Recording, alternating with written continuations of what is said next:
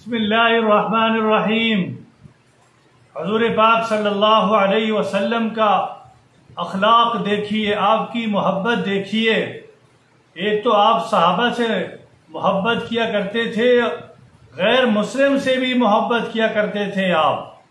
حضور صلی اللہ علیہ وسلم مسجد نبوی میں بیٹھے ہیں، ایک بدو آیا غیر مسلم اور مسجد نبوی میں آ کے پیشاب کرنا شروع کر دیا۔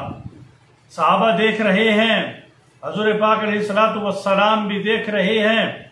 صحابہ جلدی سے اٹھتے ہیں کہ ہم اس کو پکڑیں، اس کو باہر نکالیں اور اس کو ماریں کہ اس نے ہماری عبادت گاہ کو گندا کر دیا۔ حضور صلی اللہ علیہ وسلم پر قربان جائیں، آپ نے صحابہ کو روکا، رکیے میرے صحابہ، کچھ نہ کہیے، اس کو پیشاب کرنے دو پورا۔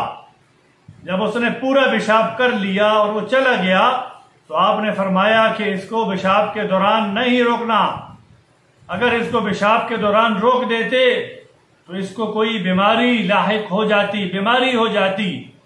جب وہ چلا گیا تو حضور پاک صلی اللہ علیہ وسلم نے اب صحابہ کو یہ فرمایا کہ اب جائیے۔ صحابہ گئے، گندگی اٹھائی، پانی مارا، صاف کیا، مسجد کو پاک کر دیا۔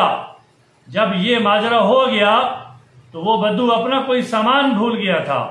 جب وہ دور جا کے واپس آیا اور آ کر ماجرا دیکھتا ہے کہ یہ کیا ماجرا ہے کہ صحابہ نے یہ سارا کچھ صاف کر دیا اور حضور پاک علیہ الصلوۃ والسلام بھی بیٹھے ہیں، مجھے اس عمل کے دوران نہ مجھے ڈانٹا ہے، نہ مارا ہے، نہ مجھے کوئی یعنی برا بلا کہا، کچھ بھی نہیں کہا۔ یہ کیسے آدمی ہیں، یہ کیسے لوگ ہیں؟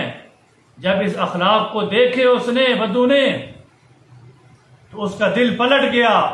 اب وہ آتا ہے حضور پاک علیہ الصلوۃ والسلام کی خدمت میں، آ کر کہتا ہے آپ اللہ کے نبی ہیں؟ جی اللہ کے نبی ہیں۔ کہا جی مجھے اپنا غلام بنا لیجیے۔ وہ پڑھتا ہے اشہد ان لا الہ الا اللہ واشہد ان محمد رسول اللہ، حضور کی غلامی میں آ گیا۔ اب یہ کیوں آیا؟ کہ حضور صلی اللہ علیہ وسلم کے مبارک اخلاق کو دیکھ کر آیا۔